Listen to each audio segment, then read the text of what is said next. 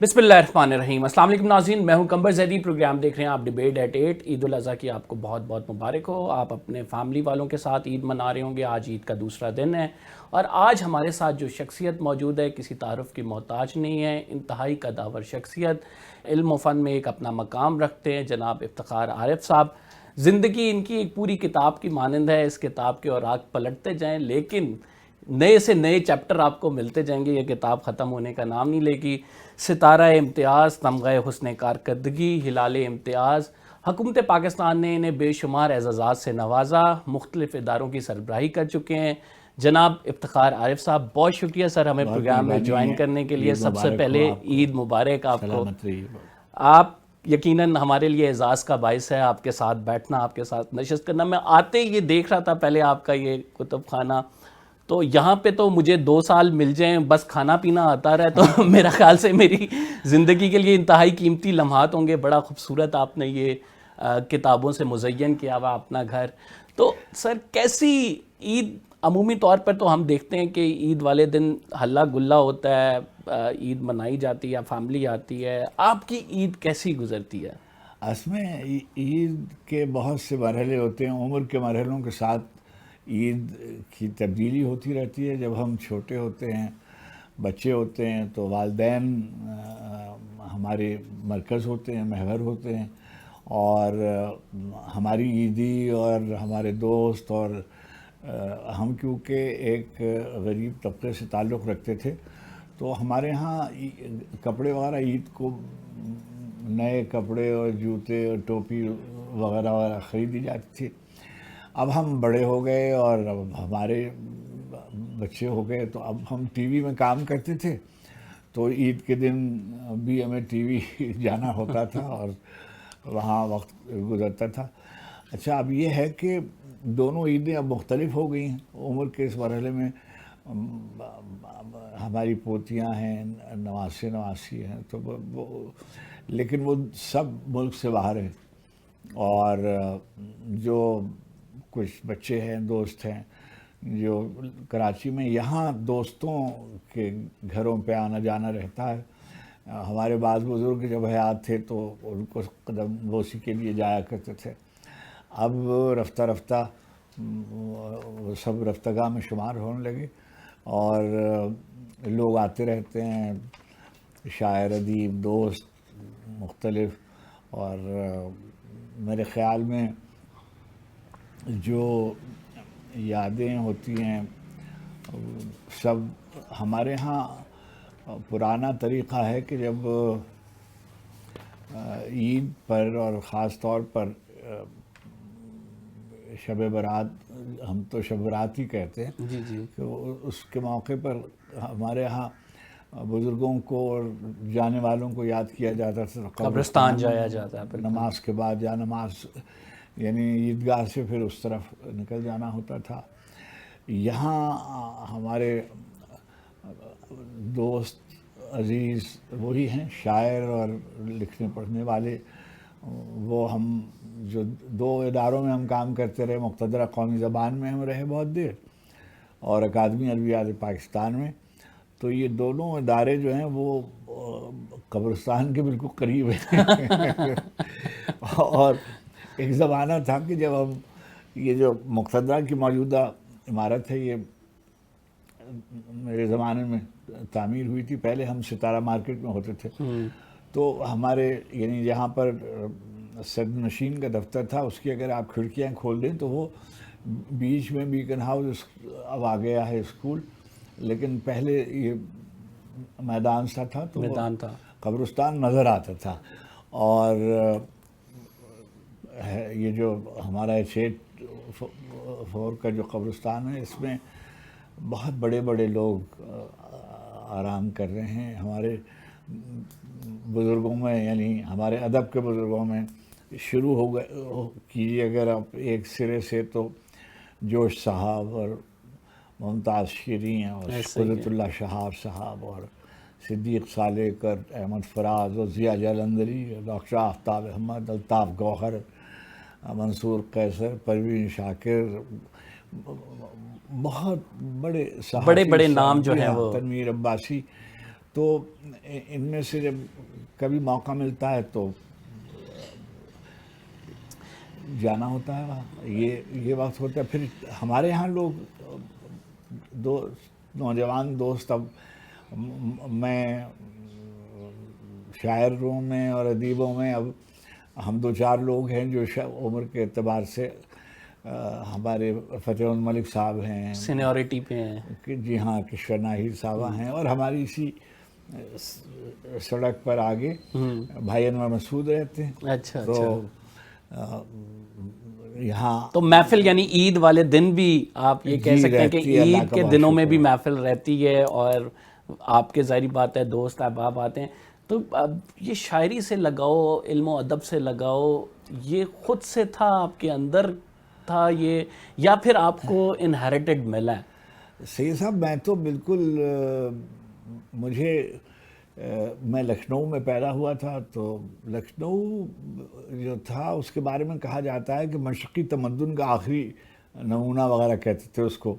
اور جو مسلم اقتدار جب بر صغیر پہ تھا تو اس وقت جو تہذیبی اعتبار سے، ثقافتی اعتبار سے وہ بہت ادب کا ایک بڑا مرکز تھا، گڑھ سمجھا جاتا. جی ہاں. اور میرے زمانے میں بڑے ادیب شاعر وہاں موجود تھے اور مشاعرے بہت ہوتے تھے. پھر وہاں خانقاہیں تھیں 2 بڑی، حضرت مخدوم شاہ مینا رحمۃ اللہ علیہ کی ایک خانقاہ تھی، اور حضرت شاہ عبد الرحمن سندھی رحمۃ اللہ علیہ کی دونوں خانقاہوں میں محفلیں سماع کی ہوتی تھی، قوالیوں کی محفل ہوتی تھی.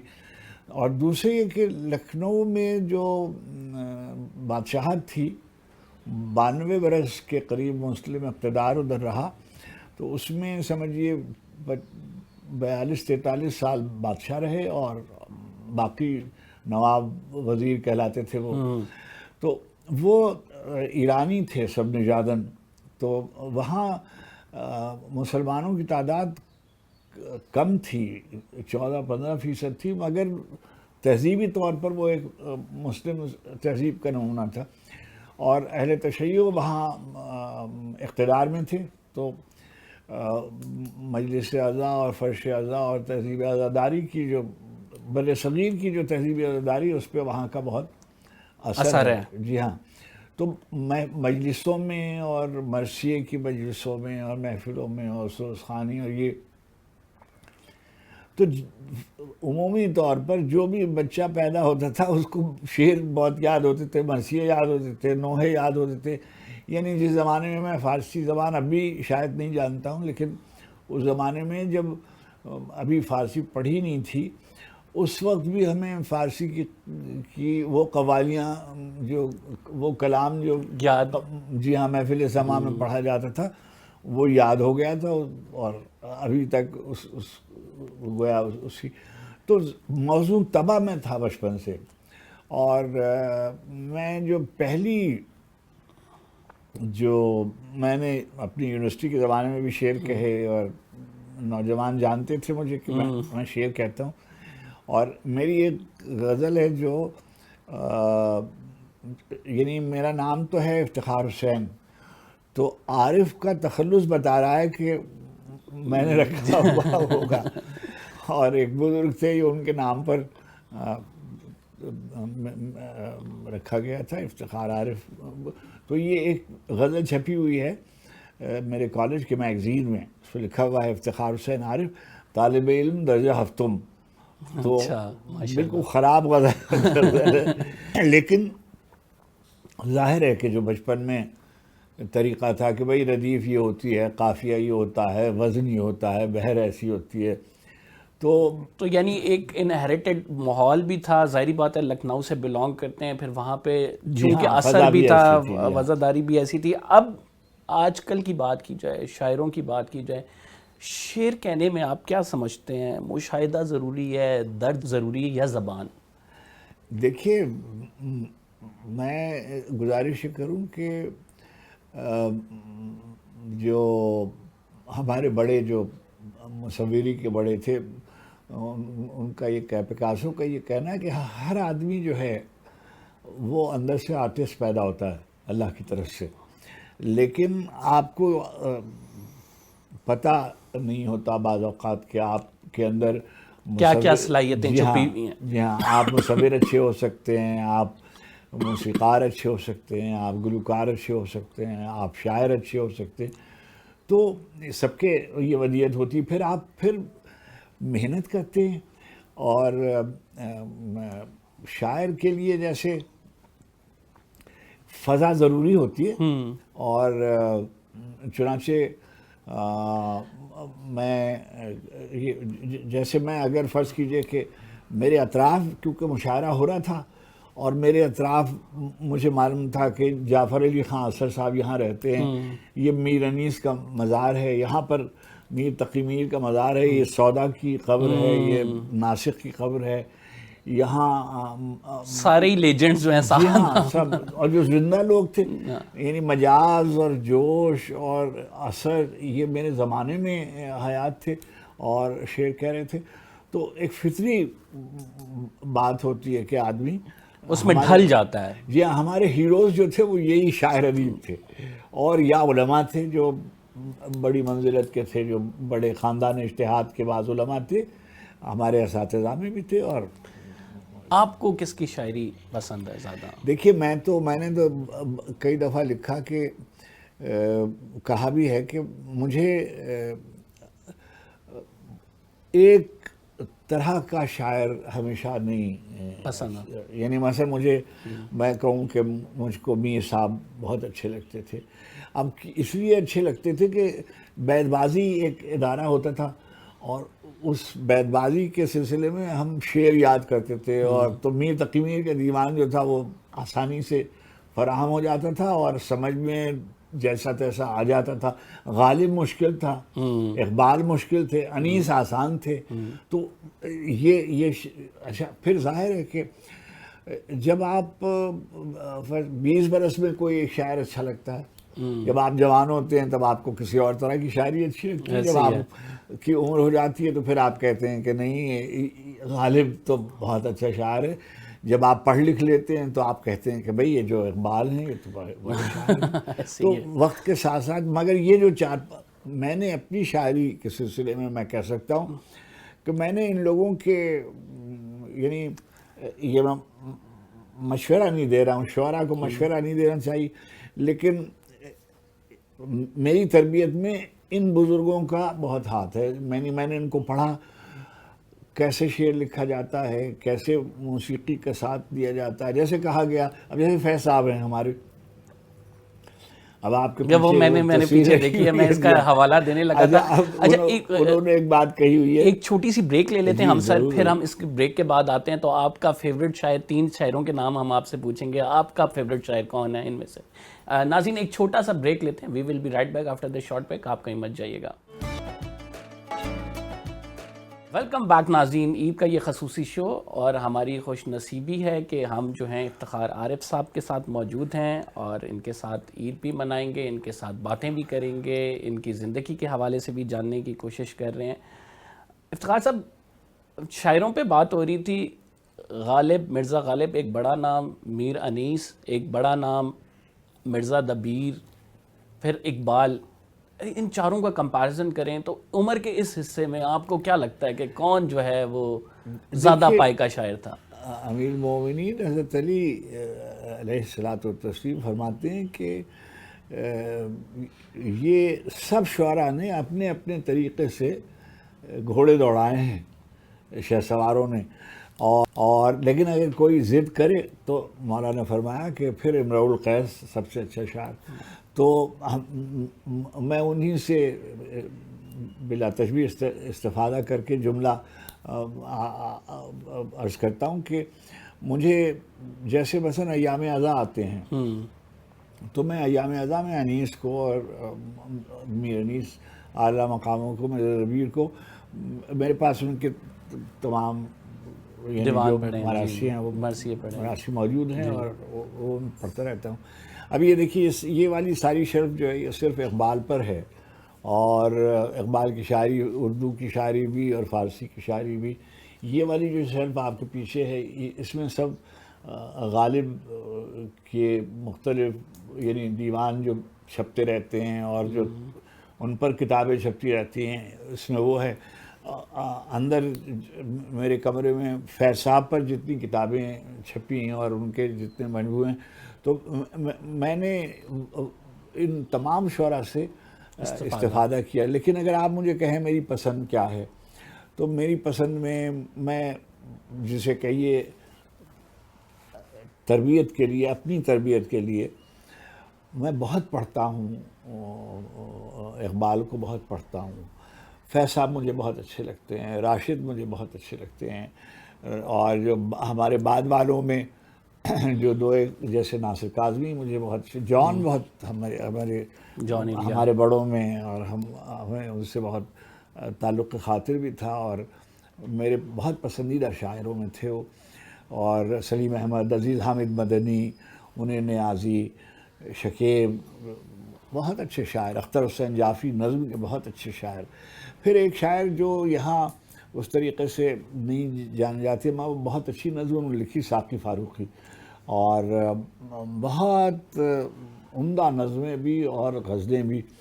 تو یہ سب, لیکن جیسے ہوتا ہے, میں ہر آدمی جو ہے وہ مختلف مرحلوں سے گزرتا ہے. مثلاً جیسے میں رمضان کے دنوں میں صرف وہ کتابیں پڑھتا ہوں جن کا تعلق میرے دینی پس منظر سے, اور میں تمام فقہوں کی کتابیں اور تاریخ کے طالب علم کے طور پر جو بھی دستیاب ہو جاتی ہے یا پڑھتا رہتا ہوں. اور میں نے ابھی جب میں ایران میری تقرری ہوئی تھی, تو اس وقت میں نے کوئی 11,000 کتابیں جو تھیں وہ مقتدرہ قومی زبان کی کے کتب خانے کو نظر کر دی تھی. وہ انہوں نے میرے نام سے گوشہ بنا رکھا ہے وہاں. اب یہ پھر اتنی کتابیں یہاں بھی ہیں, اس کمرے میں بھی ہیں, اوپر بھی ہیں, اور میرے بعد تو کوئی یہ فیصلہ کرنا ہوگا کہ یہ بھی کتابیں کسی جگہ جائیں گی, اس لیے کہ اس میں بہت سی, جیسے آپ کے اس طرف تشریف لے جائیں تو تمام فقہ کی کتابیں ہیں, قرآن حکیم کی تفسیریں ہیں, نہج البلاغہ کے دستیاب نسخے فارسی کے بھی, عربی کے بھی, اردو کے بھی, انگریزی کے بھی, اور تمام تصوف پہ یہ جو ہمارے پیچھے والی رو ہے اس میں سب فارسی کتابیں ہیں. اور اس طرف تصوف کے جو بنیادی ماخذ ہیں, جو بھی دستیاب کتابیں ہیں. ایک میں یہ دیکھ رہا ہوں کہ آپ کے پاس ایک ڈائیورس لٹریچر ہے, اور اس اس میں طرف جو ہے یہ صرف جو دنیا کا جو انگریزی زبان کا جو میں ترجمہ ہوا ہے, جیسے شعراء کا اور تھنکرز وغیرہ کا, تو ایسے ہے. اتنا مطالعہ کرنے کے بعد افتخار صاحب کو سب سے زیادہ متاثر کس چیز نے کیا؟ دیکھیے یہ بہت ہی مشکل سوال ہے اس لیے کہ چیزیں جو ہیں, جیسے مثلا اب میں نے ایک چیز ہوتی ہے نا عطائی, جی ہاں, اب جیسے میں کسی نے لکھ دیا اور آپ کہیں کہ یہ اس نے نہیں لکھا, اسے عطا ہوا ہے تو اس کے بغیر یہ نہیں کر سکتا تھا, انسان کے بس کا. میں عرض کروں آپ سے کہ میں بالکل آپ سے کوئی, جیسے نثر کی کتابیں ہیں, اگر مجھ سے کوئی کہے 5 کتابیں بتائیے, تو غالب کے جیسے خطوط ہیں, ہے نا, جیسے محمد حسین آزاد ہیں, جیسے جی یہ صاحب, ہم تو سب کو صاحب اسلوب کہہ دیتے ہیں, مگر صاحب اسلوب وہ ہیں کہ جن کے 5 جملے 4 جملے آپ پڑھیں تو آپ بتا دیں کہ یہ سعادت حسن منٹو کے جملے ہیں, اور یہ مشتاق احمد یوسفی کے جملے ہیں, یہ مختار مسعود کے جملے ہیں, یہ ممتاز مفتی کے جملے ہیں. تو یہ لوگ صاحب اسلوب نثر نگار ہیں. ان کو ہم یعنی ہماری نیاز بندی بھی تھی, ہماری خوش نصیبی کہ ہم مختار مسعود صاحب کو یا مشتاق احمد یوسفی صاحب کو, ممتاز مفتی صاحب کو, اور انہوں نے کرم فرمایا, میرے بارے میں لکھا بھی ہے اور میری حوصلہ افزائی کی ان لوگوں نے. اچھا, اور انگریزی کی کتابوں میں کورس کی کتابیں جنہیں ہم کہتے ہیں نا, تو میں نے فلاسفی آف ہسٹری میں کہ کچھ 5 تھنکرز لیے ہوئے تھے جب میں ماسٹرز کر رہا تھا. تو جیسے سب لوگ فیشن میں ہوتا ہے، ہر جوان غریب آدمی، غریب گھرانوں کا نوجوان جو ہے وہ کارل مارکس کو ضرور پڑھتا ہے، صحیح ہے، چاہے اس کی سمجھ میں آئے یا نہ آئے، اور میری سمجھ میں نہیں آتا تھا لیکن میں نے ان کو پڑھا. اسی طریقے سے ہمارے یہاں ان کو یعنی اتنا ذکر نہیں ہوتا، مگر مختار مسعود صاحب نے بھی کیا ہے. ہمیں ٹوائنبی بہت اچھے لگتے تھے، اور ان کی ایک کتاب ہے دی اسٹڈی آف ہسٹری. جس زمانے میں میں مقتدرہ میں تھا جی تو میں نے کام یہ کیا تھا کہ دنیا کی جو عظیم 50 کتابیں ہیں ان کو اردو میں منتقل کیا جائے. اچھا، یہ پہلے منصوبہ بنایا تھا جامعہ عثمانیہ کے زمانے میں، اور بعد میں انجمن ترقی اردو کے زمانے میں مولوی عبدالحق مرحوم نے، مگر وہ نامکمل رہا اور وہ ڈکشنری کی طرف چلے گئے، جو بہت بڑا کام ہے وہ، اور باقی رہ جانے والا کام ہے. اب تو وہ 22-23 جلدوں میں چھپ گئی ہے ڈکشنری بورڈ کی جو ڈکشنری. لیکن جیسے مثلا ٹوائنبی کی کتابیں ہیں، جیسے اسپینگلر ایک جرمن فلاسفر ہے، جی بالکل، ڈکلائن اور زوال مغرب کے عنوان سے اس کا ترجمہ کئی لوگوں نے اس کے ترجمے کیے.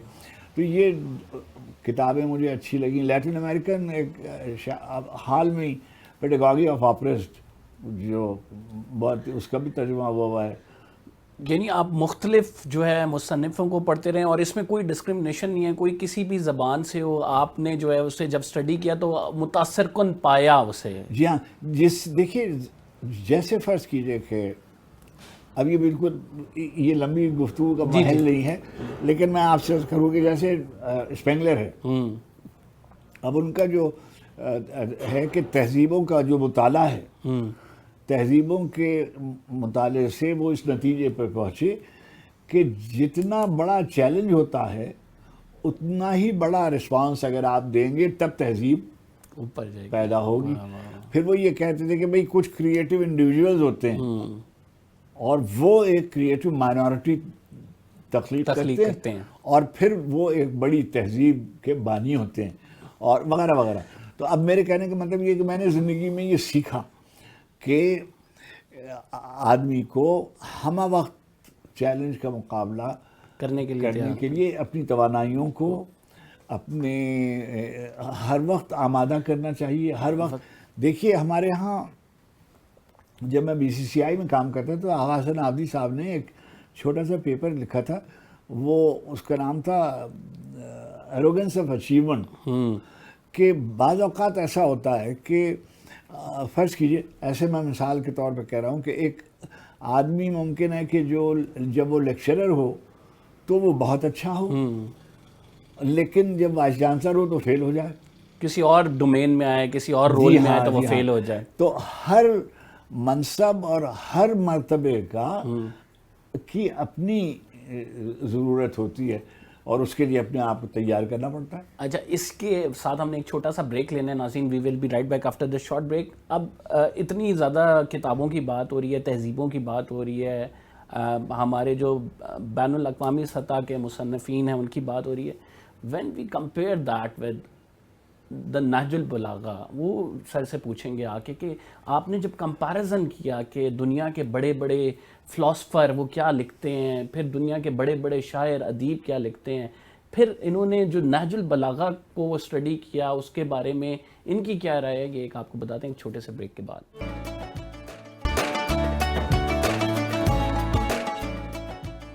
ویلکم بیک ناظرین. افتخار عارف صاحب ہمارے ساتھ موجود ہیں، عید کا یہ خصوصی شو. افتخار صاحب، آپ نے بہت وسیع مطالعہ کیا، مختلف مصنفین کو پڑھا، ایسے مصنفین جو کہ دنیا میں جانے مانے جاتے ہیں. پھر ایک ہم چھوٹا سا کمپیریزن ڈرا کریں نہج البلاغہ، جس میں فصیح و بلیغ جسے کتاب کہا جاتا ہے، اور اس میں حضرت علی کرم اللہ وجہہ کے اقوال اور زندگی گزارنے کے طریقے، کس طرح کا آپ نے کمپیریزن اگر ہم چھوٹا سا ڈرا کریں اب سمجھنے کے لیے ناظرین؟ جی، میں گزارش کروں کہ جو یہ کسی مسلک کی یا کسی فقہ کی بات نہیں ہے. نہج البلاغہ ایک ایسی کتاب ہے کہ جو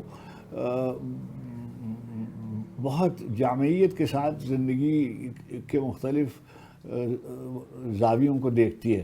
مثلاً اس میں خطبات ہیں جو مثلا توحید پر ایک بہت بڑا خطبہ ہے, اور چیز توحید ہے, پھر سیاسی فرامین ہیں اور مراسلات ہیں, اور پھر کلمات ہیں آخر میں. ہمارے ہاں اس کے میرے پاس ایک نسخہ ہے جو آیت اللہ العظمیٰ حضرت مرشی نجفی علیہ مقامہ جو قم میں رہتے تھے, ان کے کتاب خانے میں ہے, جو قدیم ترین نسخہ ہے. اس کا فیسملی ایڈیشن ان کے صاحبزادے ہیں, آیت اللہ ہیں اب وہ, محمود مرشی, انہوں نے مجھے عطا فرمایا تھا, وہ میرے پاس موجود ہے. نہج البلاغہ کا جو ریوائول ہوا وہ جامع ازہر میں شیخ محمد عبدہو ایک بہت بڑے اسکالر تھے, جامع ازہر کے سواد اعظم کے بڑے اسکالر تھے. انہوں نے اس کو سرنو ترتیب دیا, سمجھیے انٹروڈیوس کیا, متعارف کرایا عرب دنیا میں. اچھا, ہمارے ہاں اس کے بہت سے تراجم ہیں, اور یعنی صادق حسین صاحب کا ترجمہ ہے, پھر مفتی جعفر حسین صاحب کا ترجمہ ہے, اور جس عبدالرزاق ملیح آبادی اور نائب حسین نقوی, مرتضیٰ حسین فاضل, ان کے ترجمے ہیں, اور اس پہ بحثیں ہوئیں. اور اس میں استناد نہج البلاغہ امتیاز علی خان عرشی کا بہت اعلیٰ درجے کا مضمون ہے. میرے استاد گرامی حضرت سید علی نقی صاحب قبلہ کا ایک اس پہ بہت, اور ہمارے دوست ہیں انہوں نے ایک چھوٹی سی کتاب, ہمارے ہاں بہت کم لوگ جانتے ہیں کہ جو نہج البلاغہ ہے یہ امام موسی کاظم علیہ السلام کی اولاد میں تیسری شاید نسل میں دو بھائی تھے بہت عظیم منزلت والے, یعنی وہ سواد اعظم میں وہ مانے جاتے تھے, شریف رضی علیہ مقامہ اور شریف مرتضیٰ علم الہدا. یہ دونوں بغداد میں آرام فرمائیں. اگر آپ کبھی کاظمین جانا ہو تو جیسے ہی آپ روضے میں داخل ہوں گے اس کے سیدھے ہاتھ کے اوپر رائٹ سائڈ پہ جی بالکل. تو شریف رضی اور شریف مرتضیٰ جو تھے یہ دونوں شیخ مفید علیہ مقامہ کے شاگردوں میں تھے, اور نہایت اعلیٰ درجے کے شاعر تھے. اور شریف رضی نے اس کو ایڈٹ کیا, اور بعض اوقات لوگ یہ کہہ دیتے ہیں کہ اس میں الحاقی چیزیں ہوں گی وغیرہ وغیرہ, لیکن جو استناد اگر آپ وسیع نظری سے اس کو دیکھیں تو وہ تمام چیزیں, جیسے امتیاز علی عرشی نے بھی یہ بات لکھی ہوئی ہے کہ اگر آپ اس زمانے کے جو یہ تمام چیزیں جو انہوں نے جمع کی ہیں, اس کے علاوہ بھی چیزیں تھیں, یہ تو وہ چیزیں ہیں جو ان کو دستیاب ہوئیں اور انہوں نے اس میں کیا. تو نہج البلاغہ مثلاً ابھی حال میں ایک کوفی عنان جس زمانے میں سیکرٹری جنرل تھے اقوام متحدہ کے, تو انہوں نے امیر المومنین کا جو مالک اشتر کو لکھا گیا خط تھا وہ اپنے یہاں لگوایا ہوا تھا. اچھا, ہمارے یہاں پاکستان میں لوگوں کو شاید یہ بات زیادہ نہ معلوم ہو کہ قائد اعظم محمد علی جناح علیہ الرحمن نے علامہ رشید ترابی مرحوم سے اس خواہش کا اظہار کیا کہ وہ اس کا انگریزی میں ترجمہ کر دیں. تو علامہ صاحب مرحوم مغفور نے اس کا ترجمہ کیا, اور وہ یہاں کئی دفعہ جو حضرت علی نے مالک اشتر کو خط لکھا. اشتر کو اب جیسے اب وہی جو خط ہے, تو جو اسلامی نقطۂ نظر ہے سمجھیے سیاست کا کیسے ہونا چاہیے, اب مولانا شروع ہی ایسے کیا کہ جب ان کو مصر کا گورنر بنایا تو وہ کہ دیکھیے کہ جو تم جا رہے ہو تو دیکھو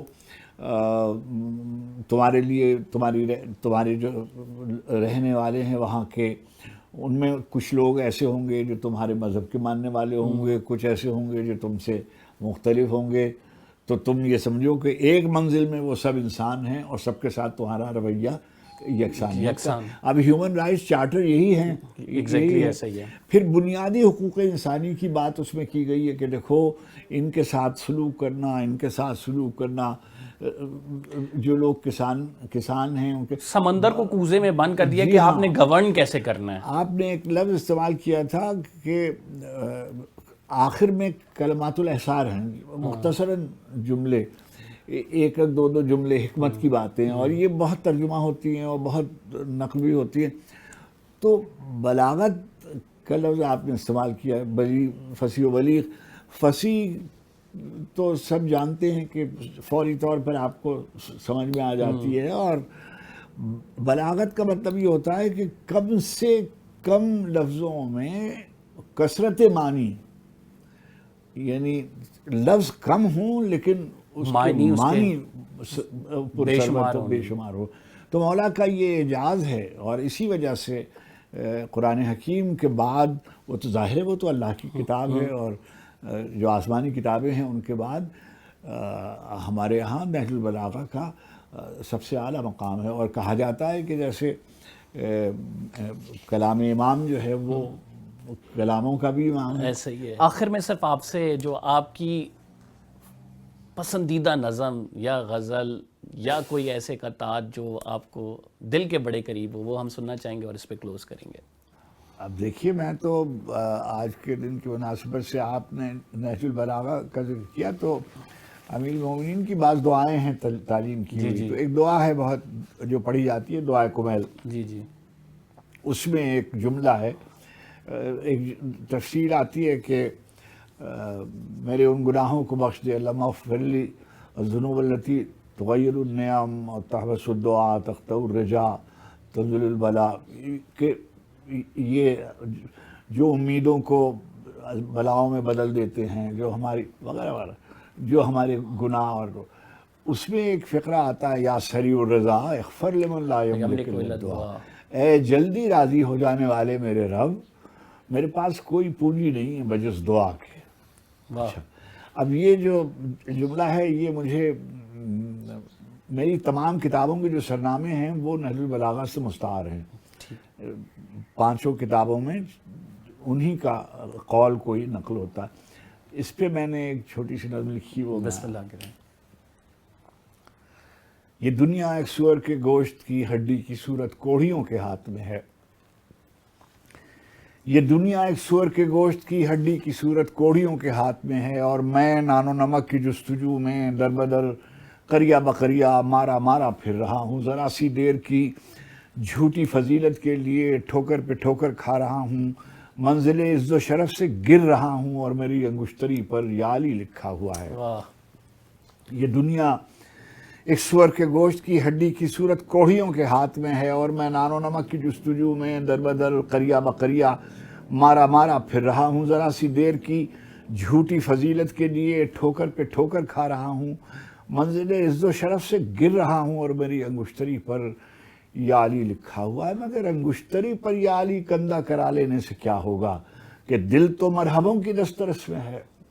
مگر انگشتری پر یا علی کندہ کرا لینے سے کیا ہوگا کہ دل تو مرحبوں کی دسترس میں ہے. مسلسل نرغے حرص و حوث میں ہے. یہ عالم ہے کہ آنکھیں دیکھتی ہیں اور دل سینوں میں اندھے ہو چکے ہیں، اور ایسے میں کوئی حرف دعا ایک خواب بنتا ہے. کبھی سلمان آتے ہیں، کبھی بوزر، کبھی میسم، کبھی قمر میری ڈھارس بندھاتے ہیں.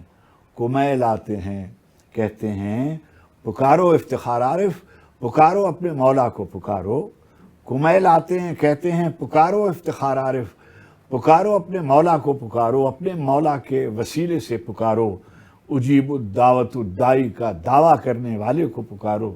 یہ مشکل بھی کوئی مشکل ہے، دل چھوٹا نہیں کرتے. کریم اپنے غلاموں کو کبھی تنہا نہیں کرتے، کبھی رسوا نہیں کرتے.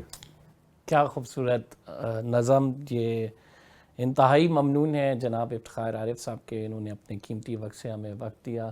پروگرام کا ناظرین ٹائم ختم ہو گیا. یقیناً باتیں اور گفتگو تو ایسی چل رہی تھی کہ ہمارا خود دل نہیں کر رہا کہ یہاں سے ان کے پاس سے اٹھ کے جائیں، لیکن ٹائم کی لمیٹیشن ہے، ہم نے پروگرام کا اختتام کرنا ہے. انشاءاللہ اگلے پروگرام میں آپ کے سامنے حاضر خدمت ہوں گے کچھ نئے لوگوں کے ساتھ. فی الحال کے لیے اتنا ہی. قمبر زیدی کو اجازت دیجیے. اللہ نگہبان.